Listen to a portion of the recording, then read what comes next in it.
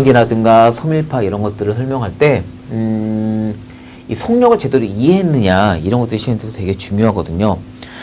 자, 전파 속력 해가지고 저희가 그 교재에 보시면 뭐 파장, 주기, 진동수 뭐 이런 개념들이 딱 나와 있고, 이런 것들을 이용해서 거기 예제 1번이나 2번에 보면 뭐 계산 문제 같은 것들도 좀 나와 있긴 합니다.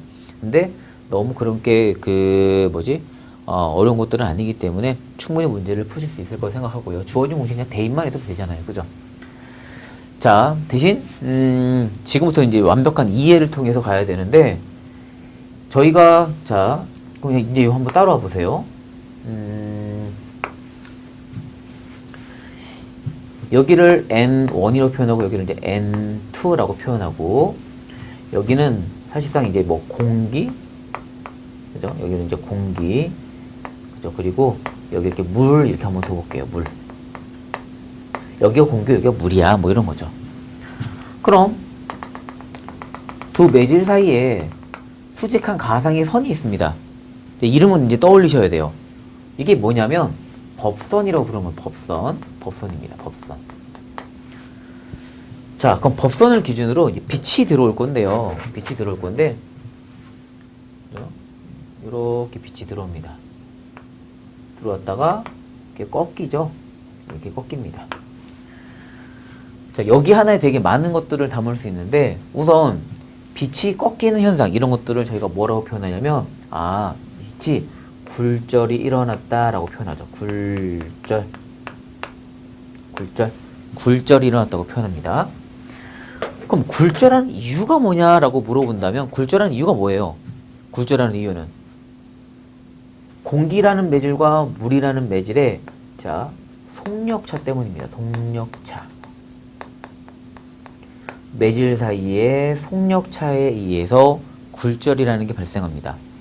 실은 원래 또 이제 헷갈리시는 분들도 가끔 있어요. 뭐냐면, 왜 그런 거 있잖아요. 그러니까 진공이나 빛의 속력은 변하지 않는다. 뭐 이런 식으로 광속은 불변이야. 뭐 이런 얘기를 하거든요. 실제 광속은 불변입니다. 근데 진공이라는 특정 매질 내에서는 그렇게 나타나지만 매질이 달라지면 속력이 달라져요. 단지 얘가 그걸 보여주고 싶지 않기 때문에 다른 행동을 취해서 우리한테는 광속이 항상 일정화처럼 보이는 것 뿐이죠. 실제 광속은 달라진다는 얘기입니다. 그래서 얘가 빛이라고 친다면 속력차에 의해서, 그죠? 이게 되게 중요한 거죠. 속력차에 의해서 굴절이라는 게 발생해. 이때 법선을 기준으로 빛이 들어온 각 있죠. 요 사이 요걸 우리 입사각이라고 표현하죠. 얘를 입사각이라고 표현하고, 그 다음에 요 각을 굴절각이라고 표현합니다. 요 각을 굴절각이라고 표현해요. 그러니까 표시할 때 요 거리는 똑같아야 되겠죠. 요 고리와 요 고리는 같은 상태에서, 그죠? 요 각과 같은 상태에서 요 각을 표시하는 겁니다. 이해하셨죠? 그랬을 때 딱 봐도 누가 봐도 I하고 R 중에 누가 더 크게 나타납니까? I가 더 크게 나타나죠. 입사각이 더 크다는 얘기예요. 자, 이런 걸 이제 굴절이라고 표현하고요. 굴절하는 이유는 속력차 때문인데, 자, 그럼 잘 보세요. 여기 이제 N1, N2라고 했는데, 이건 지금 굴절율이라고 표현합니다. 이런 것들. 여기서 기본적으로 용어 같은 것들은 다 알고 가셔야 돼요. 굴절율, 그죠? 굴절율을 N1이라고 표현합니다. 또는 N2, 알겠죠? 이 굴절은 이제 매질에 대한 특성 같은 것들을 담고 있는데, 우선 얘를 굴절율이라고 표현하는구나. 굴절이 일어났으니까 이제 굴절율이라고 표현하는 게 맞겠죠. 그럼 빛은 공기에서 물로 갈 때 저희가 이런 표현을 씁니다. 얘가 소한 매질에서 밀한 매질로 갔어. 이렇게요. 소한 매질에서 미안한 매질로 갔다.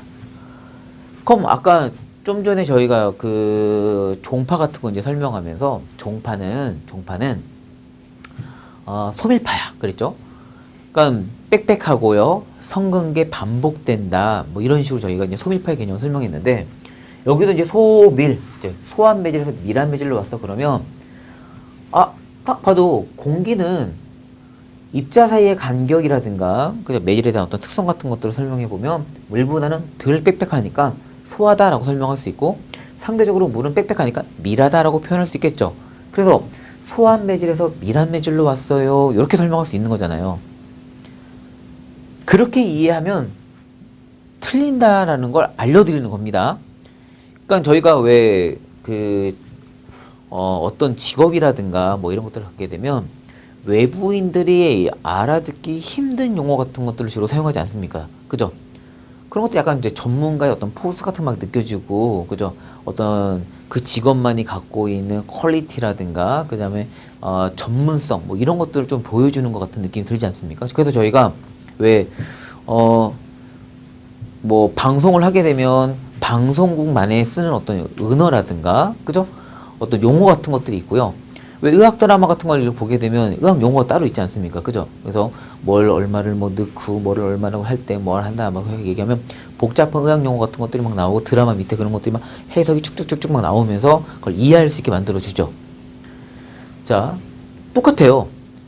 저희가 물리를 시작할 때는 물리를 하는 사람들이 쓰는 용어를 이해하고 있어야 이게 뭔지를 이해할 수 있는데 우선 소한 매질에서 밀한 매질로 갔어 그러면 공기에서 물로 갈 때 빛이 소한 매질에서 밀한 매질로 갔어. 그러면 덜 빽빽한 매질에서 빽빽한 매질로 갔겠구나. 이렇게 설명하는 게 아니라 이건 광학적 소, 광학적 밀이라고 표현합니다. 광학적 소, 광학적 밀. 무슨 얘기냐? 속력이에요. 그러니까 소하다 그러면 광학적 소, 즉 빠르다의 의미고요. 얘는 빠르다의 의미고요. 밀하다 그러면 얘는 느리다의 의미를 갖고 있습니다. 이해하셨죠? 그래서 속력이 빠른 곳에서 느린 곳으로 갔다. 결과를 알려주는 거래요. 속력차를 했잖아요. 굴절하는 이유는. 그러니까 속력이 빠른 곳에서 느린 곳으로 갔다라는 걸 설명하는 내용입니다. 이해하셨죠? 이런 내용이구나. 이게 굉장히 중요합니다. 알겠죠? 소에서 밀한 곳으로 갔어. 그럼 속력이 빠른 곳에서 느린 곳으로 왔어. 자, 그럼 이렇게 속력차가 발생하면 원래 빛은 이 점선의 경로를 아마 따라갔어야 될 것 같아요. 그죠? 쭉 따라가야 되는데 그렇지 않고 아래쪽 꺾였잖아요. 그죠? 그럼 어느 쪽으로 꺾이느냐라고 할 땐 고민하지 마세요. 소, 밀 나오면 이 점선을 기준으로 위쪽은 무슨 매질이죠? 이 위쪽은? 그렇죠. 속력이 빠른 소한 매질이고 아래쪽이 밀한 매질이잖아요. 꺾이는 방향은 항상 100% 밀한 쪽으로만 꺾입니다. 알겠죠? 무조건 밀한 쪽 꺾이는 거니까 꺾이는 방향성은 고민하지 마시고 속력만 어떻게 구별하시면 돼요. 아시겠죠? 얘는 밀한 곳에서 밀한 곳으로 꺾이는구나. 자, 문제는 이제 왜 꺾이느냐죠. 원래 광속은 저희 입장에서는 항상 똑같아요. 자, 여기에 엄청난 힌트가 들어 있습니다. 광속이 똑같아 보이는 가장 큰 이유는 얘가 그렇게 보이려고 노력하기 때문이에요. 실은 빛이 공기 중에서 물로 들어오게 되면 저희가 뭐 적외선 포인트라든가 이런 것들 사용하면 이제 실제 빛이 쭉 꺾여가는 것처럼 보이거든요.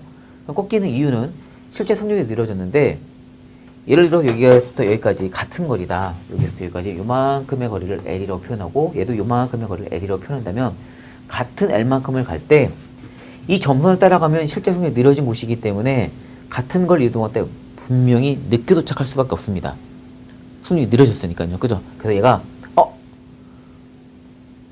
똑같이 이동하는 것처럼 보여주기 위해서 속력이 느려진 것만큼 단축된 경로를 따라가요.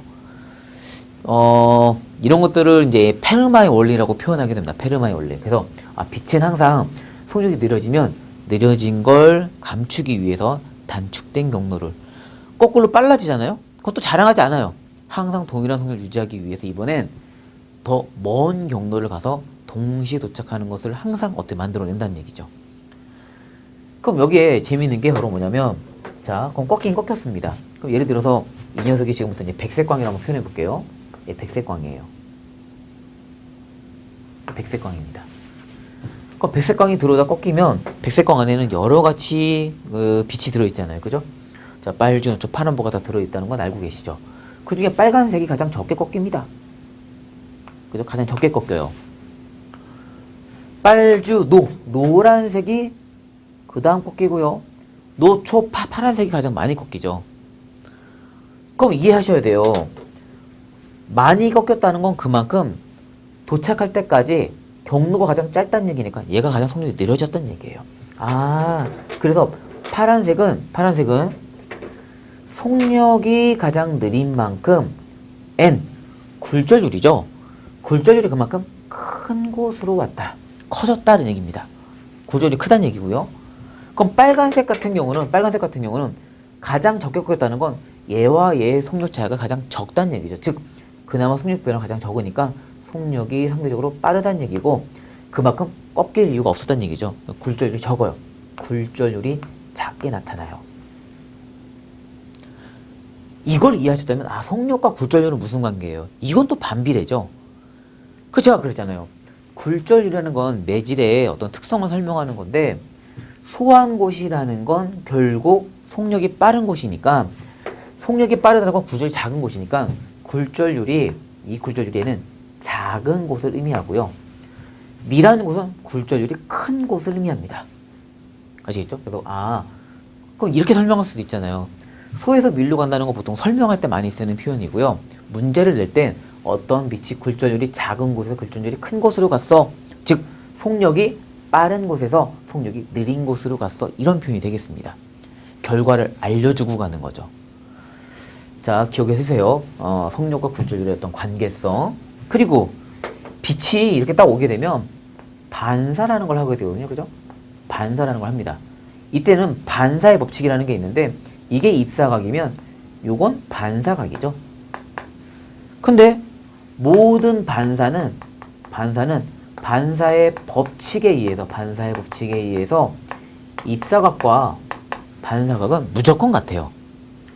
반사에도 종류가 여러 가지가 있죠. 뭐 정반사, 남반사 뭐 등등 다양한 반사들이 있는데 걱정하지 마세요. 무조건 반사라고 나오면 그것이 어떤 반사이든 입사각과 반사각은 무조건 같게 나타납니다.